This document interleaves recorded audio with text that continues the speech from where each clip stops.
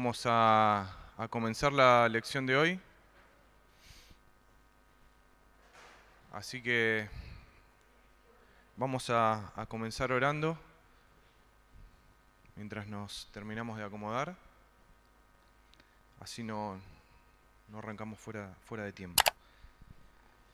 Padre, te damos gracias por un día más que podemos estar juntos, una parte de tu pueblo, Señor, porque podemos venir a intentar meditar en tu palabra, a intentar encontrar algo más de tu sabiduría en ella, encontrar algo más de tu carácter, de tu persona. Te pedimos que nos acompañes en esto, te pedimos que seas vos quien nos hable, quien nos enseñe, Señor, para que podamos realmente salir edificados de este tiempo que estamos dedicando al estudio de tu palabra. Te damos gracias porque podemos hacerlo y te damos gracias porque tenemos tu palabra para estudiarla. En el nombre de Jesús, amén. Bueno, vamos a continuar con nuestra serie. Hoy ya estamos llegando a Génesis capítulo 28. Vamos a ver un pasaje que es bastante conocido, ¿sí? Principalmente la historia que vamos a estar meditando hoy es cuando Jacob, huyendo de su familia, tiene un encuentro con Dios allí en Betel. Sí, pero primero, bueno, repasamos un poquito lo que vimos la semana pasada. Recuerdan que empezamos a ver más el foco puesto en Jacob y vimos este engaño, esta artimaña que Rebeca y Jacob planean para engañar a Isaac y que Jacob pueda obtener la bendición, ¿sí? Y habíamos estado meditando de que esa bendición Dios ya se la había prometido a Jacob, que tanto él como Rebeca sabían eso. También estuvimos hablando de si Isaac sabía o no sabía, que probablemente también él supiera, pero sin embargo quería bendecir a Esaú. Y todas esas artimañas, ese engaño que sucede para obtener por sus propios medios lo que ya Dios le había prometido entregarle. ¿Sí? Habíamos hablado de cómo esto se comparaba con tomar del árbol del conocimiento del bien y del mal, como habían hecho Adán y Eva, no esperando los tiempos de Dios, no esperando las formas de Dios, sino diciendo, bueno, esto es lo que yo entiendo que es bueno para mí y voy y lo tomo con mis propios medios, como a mí me sale, con las ideas que se me ocurren a mí, ¿sí? Entonces, hoy vamos a seguir viendo y ya en este capítulo, si bien los primeros versículos van a estar ahí Rebeca, Isaac teniendo ciertos diálogos, hablando con Jacob, vamos a ver que ya el foco empieza a pasar a esta nueva generación y las historias, las narraciones de aquí en adelante van a enfocarse ya en Jacob y su familia posteriormente, dejando atrás, así como sucedió antes con Abraham, ahora a Isaac. Y también vamos a empezar a ver en el texto de hoy las consecuencias de lo que hicieron Rebeca y Jacob de intentar engañar a Isaac, ¿sí? Vamos a releer un pedacito del capítulo 27 que ya vimos el domingo pasado con Franco, pero como para contextualizar. Y vamos entonces a Génesis 27 y vamos a leer desde el versículo 41 y vamos a ir hasta el versículo 5 del capítulo 28 que es el texto que nos toca hoy, ¿sí? Entonces, Génesis 27, 41. ¿Sí? Dice, Esaú pues guardó rencor a Jacob a causa de la bendición con que su padre lo había bendecido. Y Esaú se dijo, los días de luto por mi padre están cerca, entonces mataré a mi hermano Jacob. Cuando las palabras de Esaú, su hijo mayor, le fueron comunicadas a Rebeca, envió a llamar a Jacob, su hijo menor, y le dijo, mira, en cuanto a ti, tu hermano Esaú se consuela con la idea de matarte. Ahora pues, hijo mío, obedece mi voz, levántate y huye a Harán, a casa de mi hermano Labán. quédate con él algunos días hasta que se calme el furor de tu hermano, hasta que la ira de tu hermano contra ti se calme y olvide lo que le hiciste. Entonces enviaré y te traeré de allá. ¿Por qué he de sufrir la pérdida de ustedes dos en un mismo día? Entonces Rebeca dijo a Isaac: estoy cansada de vivir a causa de las hijas de Het. Si Jacob toma mujer de las hijas de Het, como estas, de las hijas de esta tierra, ¿para qué me servirá la vida? Isaac llamó a Jacob, lo bendijo y le ordenó: no tomarás mujer de entre las hijas de Canaán. Levántate, ve a Padán Aram, a casa de Betuel, padre de tu madre, y toma de allí mujer de entre las hijas de Labán, hermano de tu madre. El Dios Todopoderoso te bendiga, te haga fecundo y te multiplique, para que llegues a ser multitud de pueblos, que también te dé la bendición de Abraham, a ti y a tu descendencia contigo, para que tomes posesión de la tierra de tus peregrinaciones, la que Dios dio a Abraham.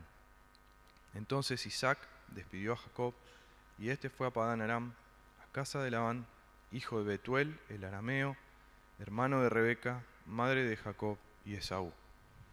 Bien, hasta ahí por ahora la lectura, ¿sí? Entonces vemos, decíamos, las primeras consecuencias de esto que Jacob, junto con su madre Rebeca, habían hecho, ¿sí? Esaú está enojado con él, tiene en su mente, como dice Rebeca, el consuelo de que lo va a matar. ¿Sí?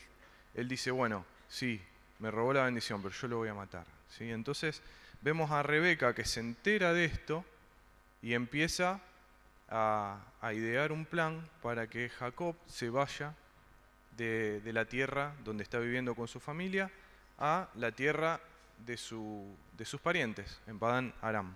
¿Sí? Y entonces Rebeca le va a expresar este hastío, podríamos decir, que tiene con las hijas de los hititas, a Isaac. ¿Sí? Es como que está muy conectado el texto donde ella expresa su temor por Jacob con este diálogo que va a tener con Isaac. ¿Sí?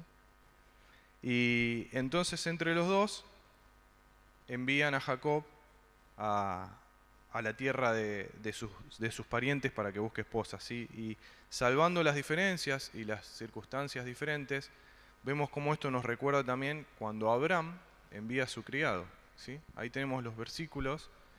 En el capítulo 24 lo vemos a Abraham que le dice al criado: te haré jurar por el Señor, Dios de los cielos y Dios de la tierra, que no tomarás mujer para mí, hijo de las hijas de los cananeos. Y acá otra vez vemos que cuando Isaac lo envía a Jacob justamente a la casa de Betuel, a la casa de Labán, le dice: no tomarás mujer de entre las hijas de Canaán, levántate, ve a Padán Aram. ¿Sí? Entonces son circunstancias diferentes, son historias distintas, pero sí vemos esto, ¿no? Cómo se repite lo que Abraham había hecho con Isaac, de buscarle una esposa de entre sus parientes y no de entre las mujeres que habitaban allí en Canaán, y esto se vuelve a repetir con Jacob, ¿sí? Con Isaac y Jacob. Entonces decíamos que Rebeca empieza diciéndole a Isaac que ella está hastiada de las hititas, de estas mujeres, dice. ¿Sí? ¿Por qué le dice eso?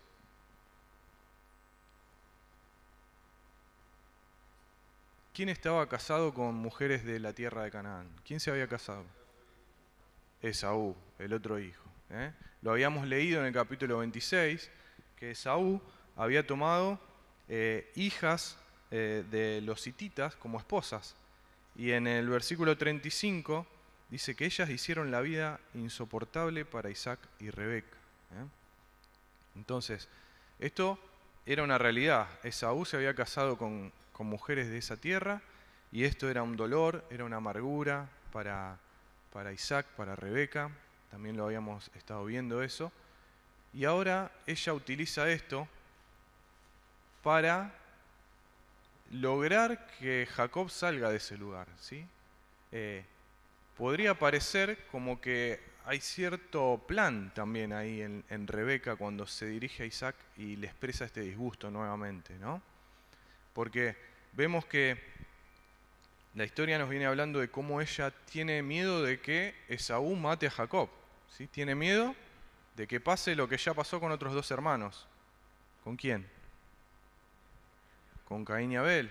Tiene miedo de que Esaú, en ese rencor que leíamos, en ese enojo, mate a Jacob y quiere que Jacob se vaya. Y instantáneamente vemos después a ella hablando con Isaac, diciéndole, me pasa esto con las hijas de este lugar, ¿no? Y necesito que Jacob tenga otro tipo de esposa porque si no, ¿para qué quiero la vida? ¿No? Y vemos que Isaac captó la indirecta, me parece, ¿no? Porque enseguida lo vemos hablando con Jacob y diciéndole, bueno, vos no tenés que tomar esposa de las hijas de Canaán, ¿sí? Y entonces vemos que es muy posible que Rebeca haya utilizado esto y haya hablado esto con Isaac como una especie de estrategia también para enviar a Jacob lejos de su familia, enviar a Jacob lejos de Esaú y resguardarlo de ese peligro que estaba allí, de Esaú queriendo matarlo apenas tuviera la oportunidad, ¿sí? Pero también hay algo que es importante en todo esto que venimos viendo, ¿no? Vemos acá cómo esto se repite con Isaac y ahora se repite con Jacob. Si pensamos en quiénes eran los lectores originales de estos textos, ¿a quiénes fue quien les llegó primero estas historias, estas narraciones? A los que iban por el desierto, ¿sí? A los israelitas que a través de Dios usando a Moisés habían salido de Egipto, ¿sí? Y era muy importante hacerles entender la importancia, valga la redundancia, de no tomar las esposas de la tierra donde iban a llegar. Si nosotros vemos en Deuteronomio capítulo 7, fíjense lo que el Señor va a decir a través de Moisés a esta nueva generación de israelitas que ya después de 40 años en el desierto estaban prontos a ingresar a la tierra prometida. ¿Sí? Deuteronomio capítulo 7, a través de Moisés el Señor le dice a los israelitas, cuando el Señor tu Dios te haya introducido en la tierra donde vas a entrar para poseerla, y haya echado delante de ti a muchas naciones, los hititas, los gergeseos, los amorreos, los cananeos, los fereceos, los heveos y los jebuseos, 7 naciones más grandes y más poderosas que tú, y cuando el Señor tu Dios los haya entregado delante de ti, y los hayas derrotado, los destruirás por completo. No harás alianza con ellos, ni te apiadarás de ellos, no contraerás matrimonio con ellos, no darás tus hijas a sus hijos, ni tomarás sus hijas para tus hijos, porque ellos apartarán a tus hijos de seguirme para servir a otros dioses. ¿Sí? Bien, vamos a leer hasta ahí. Vemos cómo a través de Moisés Dios les advierte a esta generación que no deben enredarse con los pueblos que están allí. ¿Sí? ¿Por qué? La razón es, ellos pueden hacer que vos tropieces, ellos pueden desviar a tus hijos de la adoración al Dios de Israel para adorar otros dioses. Entonces, no se casen con ellos, no se unan con ellos, ¿sí?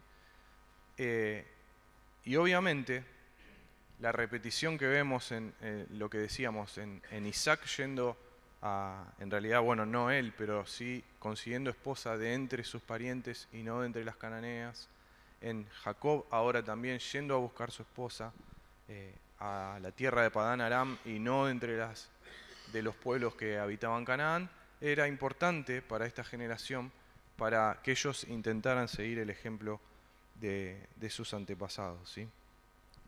Ahora también vemos algo importante en el versículo 3, volviendo a Génesis 28, ¿no? Vemos que Isaac es como que está pasando, podríamos decir, pasar la antorcha, ¿sí? Como se suele decir, a la próxima generación. el versículo 3 de Génesis 28 dice: Isaac, el Dios Todopoderoso te bendiga, te haga fecundo y te multiplique. ¿Sí? Esto que veníamos hablando, este concepto de la bendición de Dios, la bendición que da el ser humano en Edén. Que llegues a ser multitud de pueblos, que también te dé la bendición de Abraham a ti y a tu descendencia contigo, para que tomes posesión de la tierra de tus peregrinaciones, la que Dios dio a Abraham. Entonces vemos que Isaac está desapareciendo de escena, como decíamos antes, pero no sin antes pasar esta promesa que él recibió también de su padre Abraham, a su hijo ahora, a Jacob. ¿Sí? Y a pesar de que en un primer momento él había querido bendecir a Esaú, y lo vimos el domingo pasado, estaba esta lucha interna en la familia, él ahora decide pasar esta promesa a Jacob, y vemos como una nueva generación de esta familia que Dios ha escogido, que continúa con esta promesa que Dios había entregado primeramente a Abraham. ¿Sí? Ahora, nosotros vemos generación tras generación de esta familia que Dios escogió, y es como que va mejorando o cada vez va peor. ¿Qué les parece?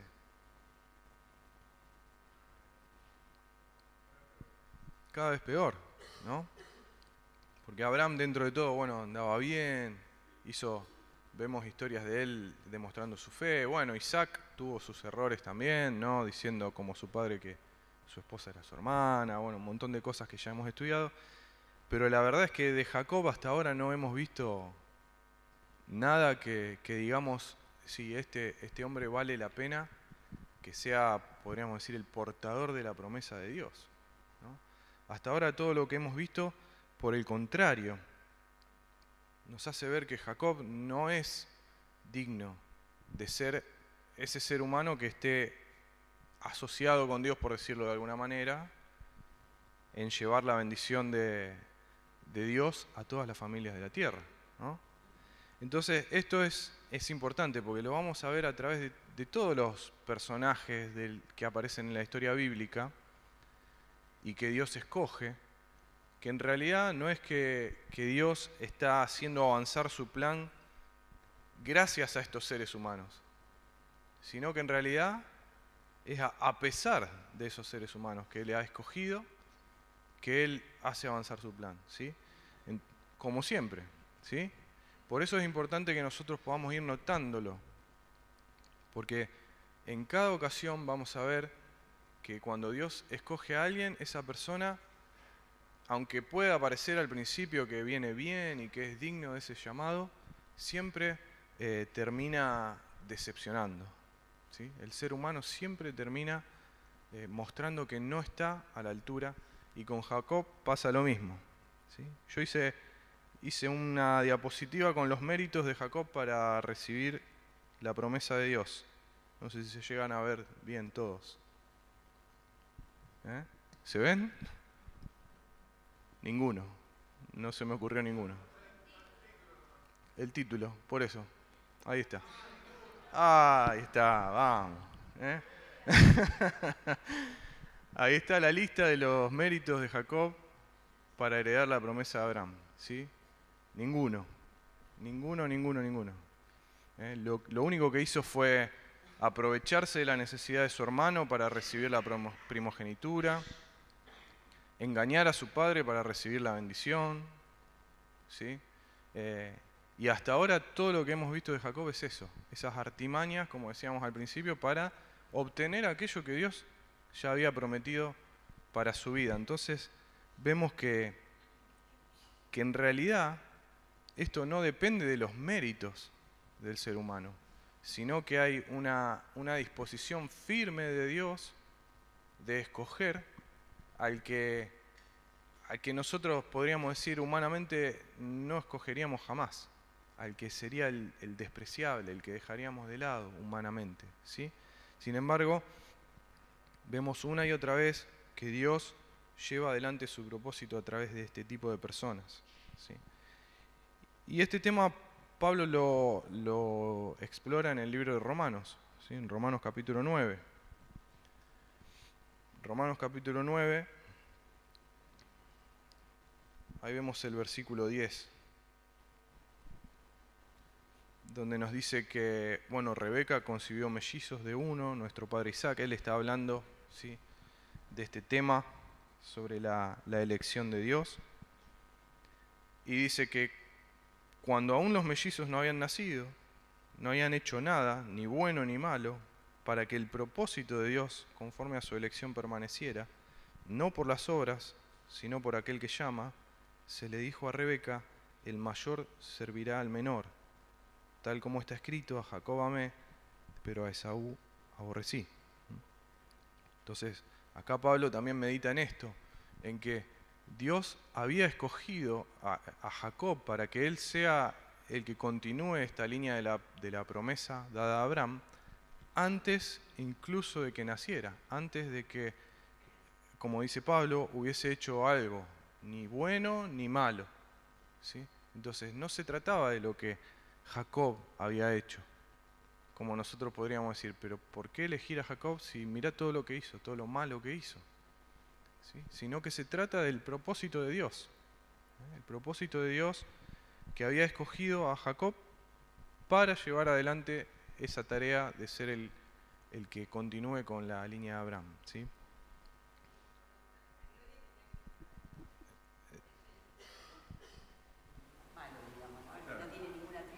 Exactamente. Es lo que pasa con nosotros. Exactamente, ¿eh? Ahí Iris dice, para que la gloria sea para Dios solamente, elige a estas personas que no tienen ningún atributo, ninguna virtud aparentemente, como pasa con nosotros, ¿sí? Para que ese propósito, al avanzar, la gloria sea solamente para Dios, ¿sí? Sí. Cuando dice, tal como está escrito, a Jacob amé, pero a Esaú aborrecí, parecería bueno aclarar por qué Dios toma esa decisión. Yo entiendo que Dios no lo hace en ese momento porque no habían hecho nada, o sea, sería hablar mal de Dios, descartar a uno y a otro antes de que hicieran algo. Yo creo que Dios toma esa decisión por su omnisciencia, ya sabía lo que iba a hacer uno y lo que iba a hacer el otro. Lo expresa acá, pero la decisión está tomada por lo que iba a venir. Sí, lo importante de aclarar es que acá cuando Pablo está hablando, no está hablando de, como nosotros a veces podemos tomarlo, ¿no?, una elección para salvación o una elección para una relación personal con Dios, sino una elección justamente para un propósito específico, ¿sí? Que Jacob fue elegido para el propósito específico de continuar con esa promesa y Esaú no fue elegido para eso, ¿sí? Pero no significa que Dios descartó a Esaú por completo, ¿sí? Como pasó con Caín, cuando Dios ve con agrado la ofrenda de Abel y Caín se enoja, Dios se acerca a Caín y le dice: si vos haces bien, también habrá exaltación para vos, ¿sí? No es que... sí.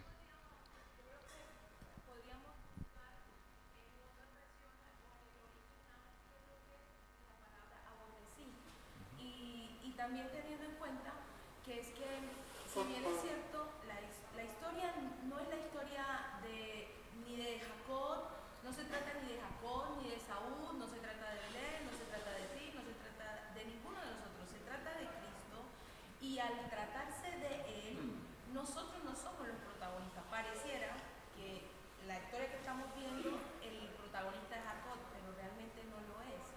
Entonces, más que en esa omnisciencia, creo que es en la soberanía y en el plan perfecto que tiene que ver desde la eternidad hasta la eternidad. El Señor viene y toma a Jacob para que siga el plan. Sí, claro, sí. Está bueno aclararlo. Mi idea era esa, aclarar por qué Dios toma esa decisión, porque si no, alguien que a lo mejor no está tan embebido en la palabra de Dios o en el plan completo de Dios, podría tomar esto Claro, bueno. Porque Dios caprichosamente dice este sí y este no, y no se trata de eso. Exactamente, por eso la aclaración era esa, ¿no? Que acá nosotros a veces tomamos estos textos que están hablando de una cosa, como decía bien Belén, de que el plan de Dios avanzó a través de Jacob por la soberanía de Dios, porque él eligió a Jacob para que continúe con esta línea desde donde después iba a venir Cristo, pero que él aborrecía a Esaú no significa, como decíamos con el ejemplo de Caín, que Dios desprecia o descarta de su plan redentor a aquellos que no fueron escogidos, como en este caso Jacob, para continuar con ese propósito. ¿Sí? Acá Pablo no está hablando de salvación, no está hablando de una elección para salvación personal, sino que está hablando de propósito. ¿Sí? Y él lo dice, dice, conforme a su elección, ¿sí? Por aquel al que llama, está hablando de la soberanía de Dios en elegir a alguien para continuar una obra, un propósito. ¿Sí? Así como eligió a Abraham, pero desde el primer momento le dijo, yo te elijo para que vos seas bendición hasta lo último de la tierra, para todas las familias de la tierra. ¿Sí? Eso es una buena aclaración que tenemos que hacer, ¿no? Que acá no está hablando Pablo de salvación, no está hablando de yo te escojo a vos y a vos te desecho, sino que está hablando de un propósito, ¿sí? Una elección para un propósito particular, que en este caso el escogido para continuar con la promesa y con esta familia fue Jacob en lugar de Esaú, pero volvemos a recalcar, ¿cuál es la meta? ¿Que solo la familia de Jacob sea la que vuelve a disfrutar de la presencia de Dios? No, sino que a través de esa familia todo el resto de la humanidad, incluidos los descendientes de Esaú, puedan disfrutar de esa restauración de lo que era el Edén, ¿sí? De esa vuelta a la comunión con Dios que se va a cristalizar obviamente a través de la obra de Jesús más adelante en el tiempo. ¿Sí? Bien, vamos a seguir leyendo un poquito ahí en Génesis 28 entonces. Quedamos en el versículo 6 y vemos que dice que Esaú vio que Isaac había bendecido a Jacob y lo había enviado a Padán Aram para tomar allí mujer para sí, y que cuando lo bendijo le dio órdenes diciendo, no tomarás para ti mujer de entre las hijas de Canaán. También supo que Jacob había obedecido a su padre y a su madre y se había ido a Padán Aram. Vio pues Esaú que las hijas de Canaán no eran del agrado de su padre Isaac, y Esaú fue a Ismael y tomó por mujer, además de las mujeres que ya tenía, a Mahalat, hija de Ismael, hijo de Abraham, hermana de Nebaiot. ¿Sí? Entonces acá vemos la reacción de Esaú, que él ve a través de lo que está sucediendo, que a sus padres no le agradan, sus esposas, que no le agrada que se casen con la gente de ahí, de esa tierra, y va y hace eso. Y no solo eso, sino que va, lo habíamos estudiado también hace algunos domingos, y toma a alguien del linaje de Ismael como esposa, ¿sí? Y demuestra que la envidia que había generado en Esaú, que Jacob sea el que Isaac bendijo, el rencor, como leíamos antes, que se generó en su corazón porque su hermano era el que iba a continuar con la promesa y no él, genera esta ruptura, podríamos decir, entre Esaú y su familia, ¿sí? Porque claramente el ir a tomar una esposa de entre las hijas de Ismael era como una declaración de rebelión contra sus padres, como una declaración de enemistad con sus padres, ¿sí? Claramente el autor nos dice que como él vio que eso parecía mal a sus padres, fue e hizo exactamente eso, ¿sí? Como una forma de, podríamos decir, de venganza, entre comillas, ¿no? Hacia sus padres que habían preferido a su vista a su hermano, cuando en realidad en su pensamiento el que debía ser el primogénito, el que debía ser el que continuara con la familia era él, ¿sí? Y eso también es otro patrón que podemos ver hasta el día de hoy y que a nosotros nos pasa también. Cuando Dios, en su gracia, en su propósito, le da a alguien algo que nosotros pensamos que nos merecemos más, algo muy, muy feo sucede en nuestro corazón, ¿no?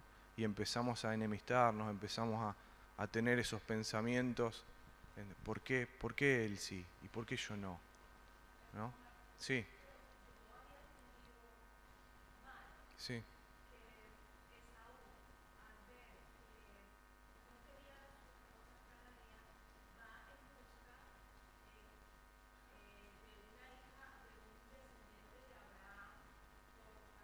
Para congratularse con sus padres, pero no desde adentro, porque dice que no dejó a sus esposas cananeas, sino que buscó a una hija de Ismael, hijo de Abraham. O sea, yo había entendido entonces mal.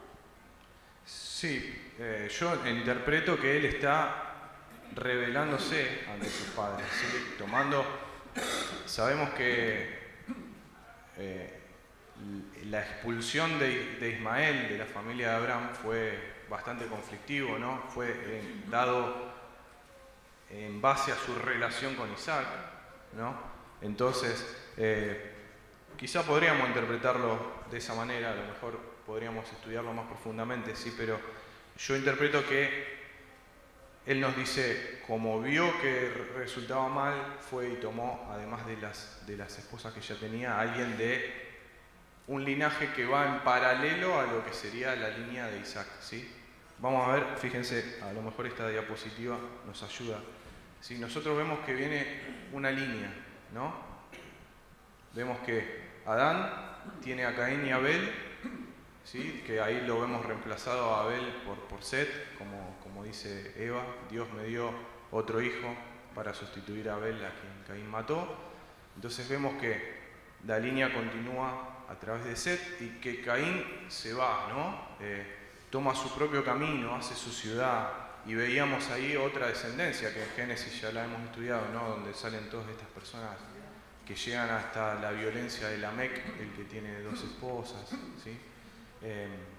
Después los vemos a Noé, que viene de la línea de Set, y de sus hijos también hay como una división, ¿no? Tenemos a Sem, que va a ser el que va a continuar con esta línea, y a Cam, el padre de Canaán, que es el que quiere tomar por sus propios medios eso que no le corresponde a él, y que termina también separándose y mostrando una línea claramente paralela a lo que es la línea de donde va a continuar la promesa, ¿sí? Lo vemos a Abraham después, y de Abraham vemos lo mismo con Isaac y con Ismael, ¿sí? A Isaac siendo el hijo de la promesa, siendo el hijo que Dios le dice a través de él, es que vos vas a tener descendencia, y a Ismael siendo expulsado, ¿sí? Aunque Dios no lo abandona, ahí también vemos otro ejemplo, porque Dios bendice a Ismael, Dios le da la bendición de ser también padre de muchos pueblos, y no lo abandona, pero también se separa esa línea, ¿sí? Y narrativamente nos van mostrando cómo el pueblo de Israel viene de esta línea y los otros pueblos que están a su alrededor vienen de estas otras líneas que se separan, ¿sí? Y ahora nos pasa lo mismo con los hijos de Isaac, en donde a través de Jacob va a continuar la promesa, y a través de Esaú, que llega a ser el padre de los edomitas, ¿sí? Va a salir ese otro pueblo, esa otra línea, de un pueblo enemigo aparte del pueblo de Dios más adelante en el tiempo, ¿no? Sí.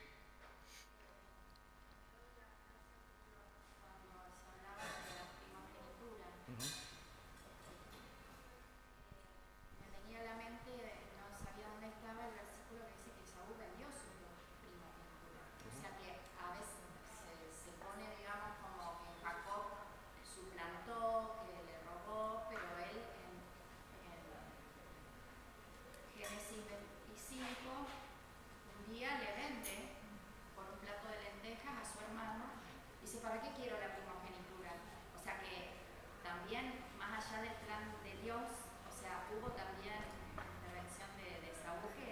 Sí, sí, Esaú despreció la primogenitura. De hecho, Hebreos reflexiona sobre ese tema, ¿no? Como tratándolo a Esaú como un profano que no tuvo en valor eso, que era su derecho.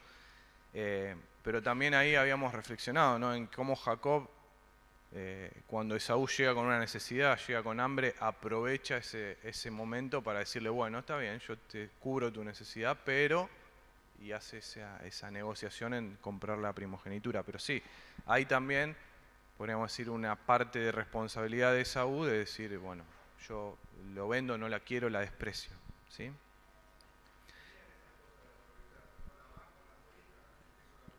Exactamente, lo vamos a ver las clases que vienen, ¿no? Cómo Labán también aprovecha lo que Jacob está anhelando para aprovecharse de él. ¿Sí? Bien, vamos a avanzar un poquito porque nos estamos quedando sin tiempo. Y vamos a leer, entonces ahora seguimos en el versículo 10 del capítulo 28. Dice que Jacob salió de Beerseba y fue para Aram. Y llegó a cierto lugar y pasó la noche allí, porque el sol se había puesto. Tomó una de las piedras del lugar, la puso de cabecera y se acostó en aquel lugar. Tuvo un sueño y vio que había una escalera apoyada en la tierra cuyo extremo superior alcanzaba hasta el cielo. Por ella los ángeles de Dios subían y bajaban. El Señor estaba de pie junto a él y dijo: Yo soy el Señor, el Dios de tu padre Abraham y el Dios de Isaac. La tierra en la que estás acostado te la daré a ti y a tu descendencia. También tu descendencia será como el polvo de la tierra. Te extenderás hacia el occidente y hacia el oriente, hacia el norte y hacia el sur, y en ti y en tu simiente serán bendecidas todas las familias de la tierra. Ahora bien, yo estoy contigo, te guardaré por donde quiera que vayas, y te haré volver a esta tierra. No te dejaré hasta que haya hecho lo que te he prometido. Despertó Jacob de su sueño y dijo: Ciertamente el Señor está en este lugar y yo no lo sabía. Y tuvo miedo y añadió: Cuán imponente es este lugar. Esto no es más que la casa de Dios, y esta es la puerta del cielo. Jacob se levantó muy de mañana y tomó la piedra que había puesto de cabecera, la erigió por señal y derramó aceite por encima. A aquel lugar le puso el nombre de Betel, aunque anteriormente el nombre de la ciudad había sido Luz. Bien, entonces, acá vemos esta historia que decíamos es súper conocida, de cuando Jacob tiene este sueño. ¿Sí? Primero nos dice que Jacob llegó a este lugar donde decide pasar la noche. ¿Sí? Se puso el sol, él decide pasar la noche. Acá yo estaba leyendo de la Nueva Biblia de las Américas y dice: llegó a cierto lugar. ¿Sí? Pero si vemos la palabra en el original, fíjense, ahí hay otros versículos que utilizan el mismo verbo. Y fíjense, por ejemplo, en Génesis 32, dice: cuando Jacob siguió su camino, los ángeles de Dios le salieron al encuentro. O Éxodo 5, versículo 3, el Dios de los hebreos nos ha salido al encuentro. ¿Sí? Ese es el mismo verbo que acá se está traduciendo como llegó. ¿Sí? Entonces, quizá en la traducción nos queda corta, pero hay como una idea de que él no llega a ese lugar por casualidad, de que él no llega a ese lugar porque él lo estaba procurando, sino que es casi como que Dios estuviera armando el escenario para tener un encuentro con Jacob. ¿Sí? Entonces, no es fortuito que Jacob llegara a ese lugar y decidiera pasar la noche ahí, sino que Dios está preparando ese encuentro que él va a tener con Jacob a través de una visión, a través de un sueño. ¿Sí? Ahora, ¿qué representa esta escalera? ¿Qué les parece?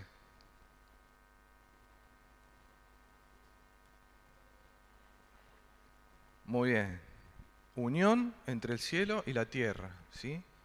La escalera sale de la tierra y dice que su extremo llegaba hasta el cielo, y además vemos que dice ángeles que subían y bajaban. Entonces nos está representando que en este lugar el cielo y la tierra ahora estaban conectados. ¿Cómo? ¿En qué lugar había sucedido eso antes? en el inicio de todo, en Edén. Muy bien. Carlos ahí mencionaba algo también. La Torre de Babel.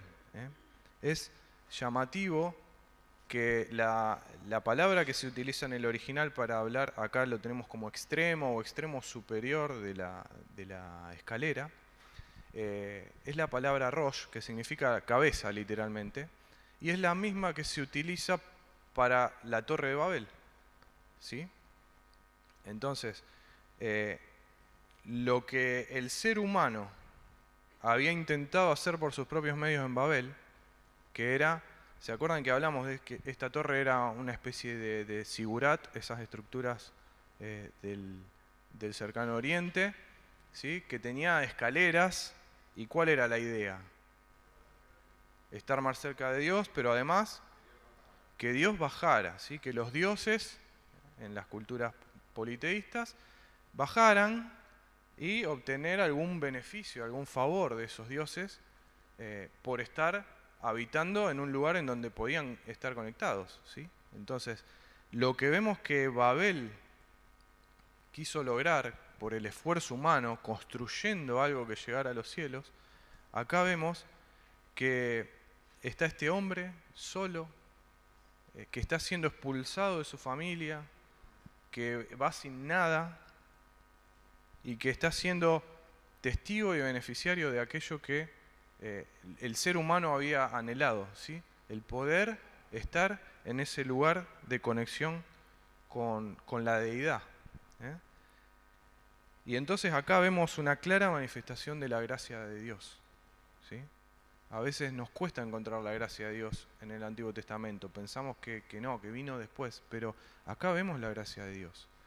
Porque en contraposición a la obra del ser humano que quería hacer bajar a Dios a través de construir su propia torre, vemos que Jacob, sin proponérselo, prácticamente está teniendo este encuentro con Dios y está disfrutando de esa conexión entre el cielo y la tierra, y como dijimos antes, en él no hay ninguna virtud, no hay ninguna característica que nos diga, ah, sí, se lo merecía, ¿sí?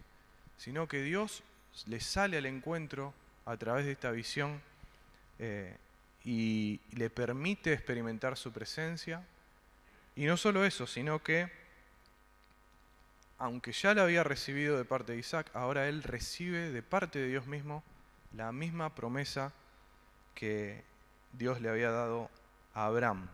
Fíjense, en el texto, ahí yo remarqué varios puntos importantes de los que consta la promesa a Abraham, ¿sí? Vemos la tierra, donde dice que esta tierra se la iba a dar a él y a su descendencia. Vemos la descendencia también.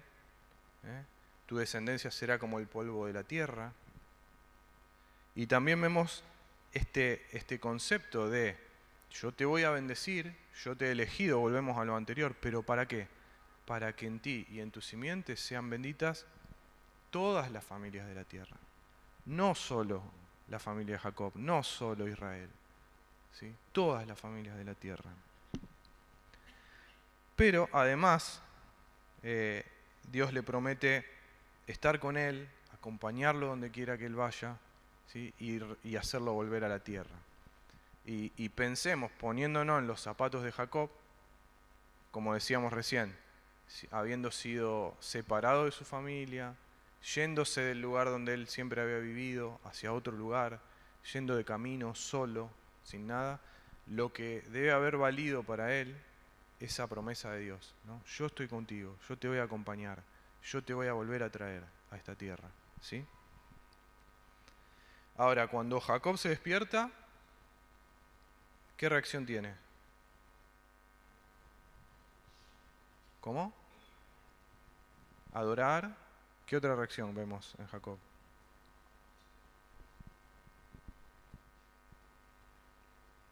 ¿Qué dice el texto? ¿Cómo? Puso una señal, pero antes de eso, ¿qué dijo? Dios está acá y yo no lo sabía. ¿Y qué más? Tuvo miedo, tuvo temor, ¿sí? Nos hace pensar también en lo que le pasó a Isaías, el profeta, ¿sí? Tiene este encuentro con Dios y él tiene un poco de temor y dice, uy, acá estaba Dios y yo no lo sabía, ¿no? Y vemos cómo este encuentro con Dios provoca esa reacción en Jacob, ¿sí? Reconociendo ese lugar donde estaba la presencia misma de Dios y sintiéndose abrumado por esa presencia.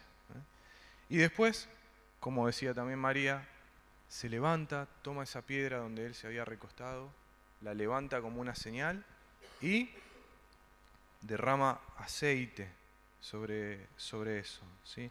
¿Por qué derramar aceite? ¿Sí? Vamos rapidito y vemos esto. ¿Qué cosas se ungían o se les derramaba aceite sobre estas cosas, ¿no? ¿Cómo? Lo sagrado, las cosas que estaban en relación con Dios, los reyes, los profetas, ¿sí? Entonces vemos que acá es la primera vez que encontramos esta práctica de derramar aceite sobre algo, pero si lo comparamos, ahí yo puse varios versículos de ejemplo, ¿sí? Vemos que se ungía al sacerdote, ¿sí? Lo vemos ahí con Aarón en Éxodo 29, algunas ofrendas también se les derramaba aceite encima, a los reyes, ahí vemos el ejemplo de Saúl cuando Samuel lo unge, también el tabernáculo fue ungido con el aceite de la unción antes de entrar en funciones, podríamos decir, ¿sí? También eso está en el Nuevo Testamento, en el libro de Santiago, y vemos cómo acá la unción nos está hablando de un lugar en donde Jacob está reconociendo que en ese lugar tuvo un encuentro con Dios, que ese lugar fue un lugar, podríamos decir, una especie de lugar sagrado, ¿no? Un lugar santo, en donde él se encontró con Dios, en donde él tuvo esta visión de la escalera y recibió esa promesa de Dios. Y entonces lo vemos reconociendo a través de esta práctica, ¿sí? De ungir, que en ese lugar él había tenido ese encuentro con Dios, ¿sí? Entonces, Jacob va a responder a esto que sucedió, ¿sí? Versículo 20 dice que Jacob hizo un voto y diciendo, si Dios está conmigo y me guarda en este camino en que voy y me da aliento para comer y ropa para vestir, alimento, perdón, no aliento, vuelvo sano y salvo a casa de mi padre, entonces el Señor será mi Dios. Y esta piedra que he puesto por señal será casa de Dios, y de todo lo que me des te daré el diezmo. ¿Sí? Entonces vemos esta respuesta de Jacob al encuentro con Dios. Y aunque vemos ahí como una especie de que todavía no está del todo convencido, ¿no? Si pasa todo lo que vos me dijiste y me traes acá y yo tengo comida y ropa, vas a ser mi Dios, ¿sí? Todavía vemos que Jacob está siendo transformado en el que va a llegar a ser llamado Israel, ¿sí? Y acá vemos el inicio de esa transformación.